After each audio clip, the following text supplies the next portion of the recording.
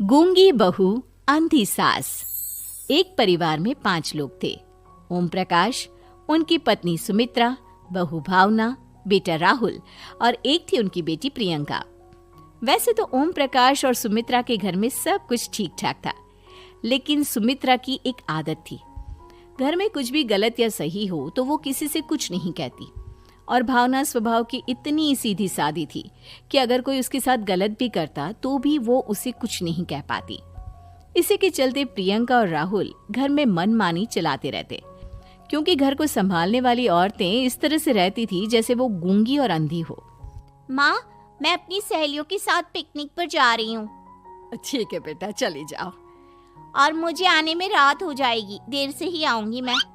अच्छा, कोई बात नहीं बेटा।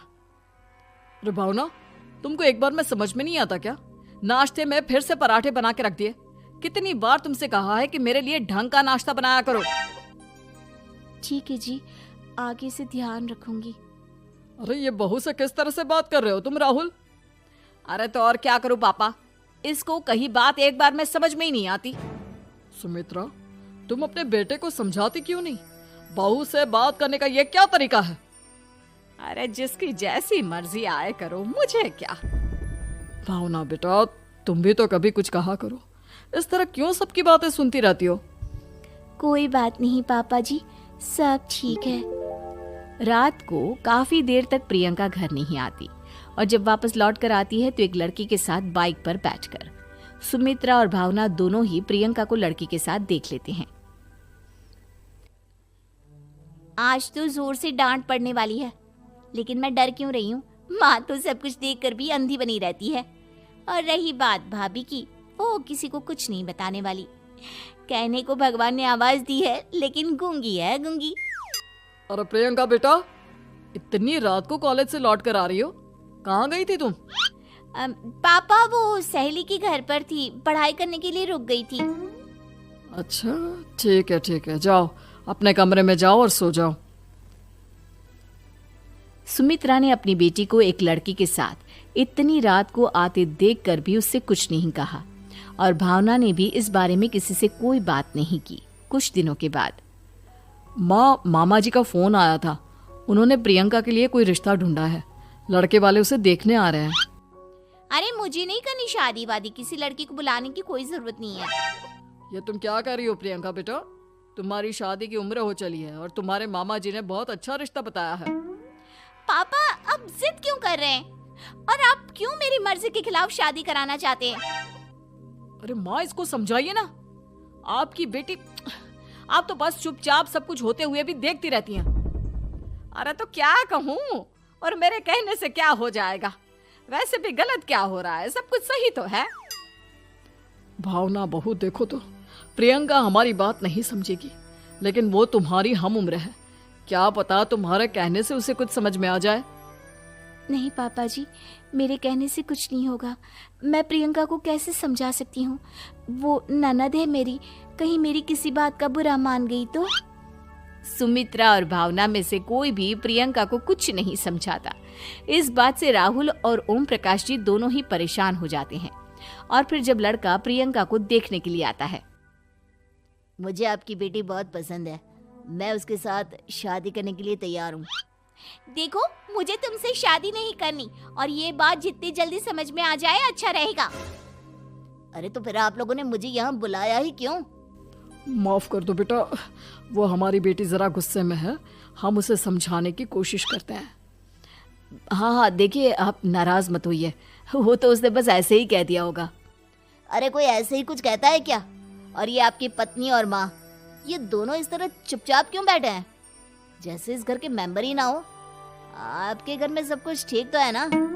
अरे सब कुछ ठीक है बेटा। सुमित्रा, समझाओ ना अपनी बेटी को। अरे क्या समझाऊं, क्या होगा समझाने से? सब ठीक ही तो हो रहा है, गलत क्या हो रहा है? भावना, प्रियंका को अंदर लेकर जाओ और उससे समझाओ कि कितना अच्छा रिश्ता है। इतना अच्छा लड़का है, इस तरह से बिहेव ना करे। नहीं जी, मैं किसी से कुछ नहीं कह सकती जी।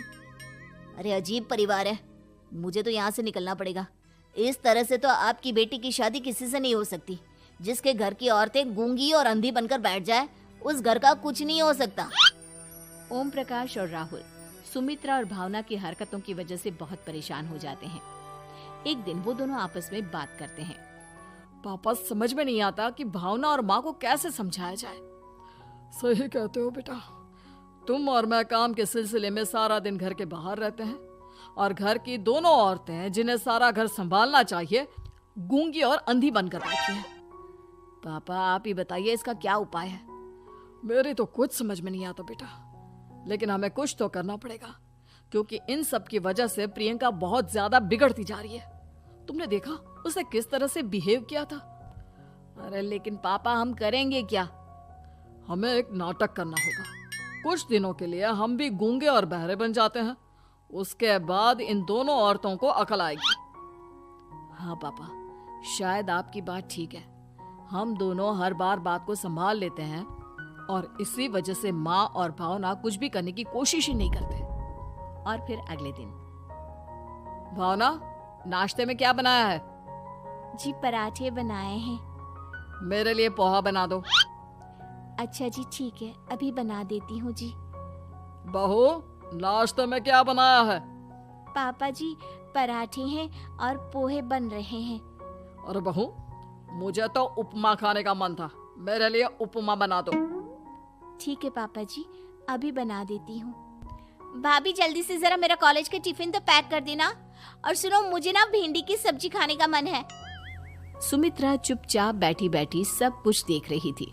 उसने किसी से कुछ भी नहीं कहा और ये देखकर भावना को मन ही मन गुस्सा आ रहा था, लेकिन वो किसी से कुछ नहीं कह रही थी। उसे लग रहा था कि ओम प्रकाश जी जो हमेशा उसकी साइड लेते थे वो भी आज चुपचाप बैठे हुए थे। शाम के वक्त प्रियंका अपने बहुत सारे दोस्तों को लेकर घर आती है और उधर दूसरी तरफ से राहुल भी अपने ऑफिस के दोस्तों को लेकर घर आ जाता है। प्रियंका अपने कमरे में तेज म्यूजिक चलाकर डांस करती है और राहुल अपने दोस्तों के साथ बैठकर जोर जोर से हंस रहा था। प्रियंका और राहुल मिलकर पूरे घर को अस्त व्यस्त कर देते हैं, लेकिन भावना उनसे कोई शिकायत नहीं करती और सुमित्रा जी भी चुपचाप बैठी रहती है। लेकिन भावना और सुमित्रा के अंदर का गुस्सा धीरे धीरे बढ़ रहा था। फिर रात को ओम प्रकाश और राहुल एक दूसरे से बातें करते हैं। पापा, हमने इतना कुछ किया फिर भी भावना कुछ बोलती ही नहीं और माँ भी कुछ गलत करने से किसी को रोकती ही नहीं। तुम चिंता मत करो बेटा, इन दोनों के अंदर का गुस्सा भर रहा है और बहुत जल्दी बाहर आने वाला है। अगले दिन, अरे बहू, ये कपड़े धुले हैं या गंदे हैं? पापा जी कपड़े तो मैंने धोकर ही आपकी अलमारी में रखे थे। मुझे तो साफ नहीं लग रहे, एक बार और धो देना।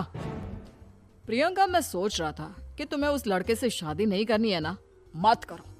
एक काम करो, वैसे भी क्या रखा है शादी वादी में, तुम्हें जो लड़का पसंद है उसके साथ जाकर कोर्ट मैरिज कर लो। इस बार ओम प्रकाश और राहुल की बात सुनकर भावना और सुमित्रा के अंदर का गुस्सा जाग उठता है। मैं किसी से कुछ कहती नहीं जी, इसका मतलब ये है कि आप लोग मुझे परेशान करते ही रहेंगे। कल 4 बार मुझसे नाश्ता बनवाया, आज पापा जी मुझसे धुले हुए कपड़ों को बार बार धुलवा रहे हैं। अरे मैं इंसान हूँ जी, कोई मशीन नहीं हूँ। तुम दोनों ने मिलकर इस घर की कैसी हालत बना दी है और अपनी बहन को भागकर शादी करने के लिए कह रहे हो। तुम भाई हो या दुश्मन? ओम प्रकाश और राहुल जोर जोर से हंसने लगते हैं। अरे इसमें हंसने की क्या बात है? हम लोग यहाँ इतने परेशान हो रहे हैं जी, तुम लोगों को ऐसी हरकत करने के बाद भी हंसी आ रही है। ये क्या कर रहे हैं जी आप दोनों? यही तो हम चाहते थे कि सुमित्रा तुम अंधी होकर ना बैठी रहो। घर में कुछ भी गलत हो तो उसे रोकने की कोशिश करो। और भावना, तुम अपने साथ हो रहे गलत व्यवहार पर भी कभी मुंह नहीं खोलती, ये सही बात नहीं है। मैं चाहता था कि तुम्हारी भी जुबान खुले, तुम गलत बात का विरोध करो। गूंगी बहू और अंधी सास की ये जोड़ी इस घर में अब नहीं चलेगी। खट्टा खाने वाली चुड़ैल। रात को अचानक राधिका मौसी को किचन से कुछ गिरने की आवाज आई। उन्होंने बाहर निकल के देखा तो किचन में उन्हें कोई सफेद साड़ी में दिखा। वो चीख पड़ी, हे भगवान, आलतू जलाल तू आई भला को टाल तू, आलतू जलाल तू आई भला को टाल तू। राधिका मौसी को चीखते सुनकर श्रवण बाहर आता है भागते हुए। अरे माँ, क्या हुआ? क्या देख लिया? दादी माँ आ गई क्या सपने में? अरे बेटा, रसोड़े में देख तो कौन है? श्रवण रसोड़ी में झांक कर देखता है और उसे कोई नहीं दिखता अंदर। अब रसोड़ी में तो कोई नहीं है माँ। कोई सफेद साड़ी में नहीं है क्या? नहीं माँ, कोई भी नहीं है। चिल्लम चिल्ली की आवाज सुनकर काजल भी वहां आ जाती है। अब क्या हो गया माँ जी? अरे बेटा, रसोड़े में एक चुड़ैल थी सफेद साड़ी में। अरे क्या कर रही थी वो अंदर? अरे बताया नहीं, कल आएगी ना तो पूछ लूंगी। चुड़ैल जी, आपका क्या प्लान है? माँ जी, रात बहुत हो गई है, आपने कोई बुरा सपना देखा होगा, चलिए सो जाइए। राधिका मौसी सोने तो चली जाती है, पर उनको रात भर नींद ही नहीं आती। वो कुछ भी उलझुल बातें सोचने लगती है। कहीं चुड़ैल की वजह से तो घर में टेंशन नहीं हो रहा, कहीं उसी की वजह से तो वो दादी नहीं बन पा रही। सुबह जब राधिका मौसी रसोड़े में छानबीन करती है तो पाती है कि नींबू का अचार गायब है। चुड़ैल नींबू का अचार ले गई, मुझे तो ठीक नहीं लग रहा कुछ। चुड़ैल को भी पता है कि जिंदगी का असली मजा तो खट्टे में ही है। राधिका मौसी झट से श्रवण को फोन कर देती है। बेटा, मुझे समस्या समझ में आ गई है, हमें एक तांत्रिक की जरूरत है। अरे क्या बोल रही हो माँ, तांत्रिक की क्या जरूरत है? आप पूजा पाठ तो कर ही रही हो ना। आलतू जलालतू मंत्र सारे फालतू जैसे कुछ मंत्र पढ़ो, चली जाएगी अपने आप चुड़ैल। अरे नहीं बेटा, कभी चुड़ैल को कम नहीं समझते। अरे तुझे पता भी नहीं चलेगा कि कभी वो छल करके काजल की जगह घर की बहू खुद बन जाएगी। क्या माँ, कुछ भी बोल रही हो? कहाँ काजल और कहाँ चुड़ैल? वैसे एक बात बताओ, काजल को अगर गाने के लिए बोल देना तो चुड़ैल काजल की आवाज सुनकर घर तो क्या धरती लोग छोड़कर चली जाएगी। तुम ना पढ़े लिखे बच्चे हर चीज को मजाक समझते हो। तुम रहने दो, मैं खुद ही तांत्रिक को बुला लेती हूँ। अच्छा सुन, शाम को इमली लेके आना। क्या है कि चटनी खाए बहुत दिन हो गए है ना? नहीं माँ, इमली तांत्रिक से ही मंगवा लो ना, आटा वगैरह भी उसी से पिसवा लेना। देखो मुझे काम करना है। श्रवण रात को कई तरह की सब्जियों के साथ माँ के कहने पे चटनी के लिए इमली भी ले आया था, लेकिन राधिका मौसी के दिमाग में अलग ही फिल्म चल रही थी। उन्हें अब सिर्फ शक ही नहीं यकीन होने लगा था कि शायद चुड़ैल ने श्रवण पर अपना जाल बिछा दिया था, जिस वजह से श्रवण उनकी बात ही नहीं मान रहा था। पर कोई नहीं, आने वाली रात में राधिका मौसी खुद तैयार हो गई चुड़ैल को पकड़ने के लिए।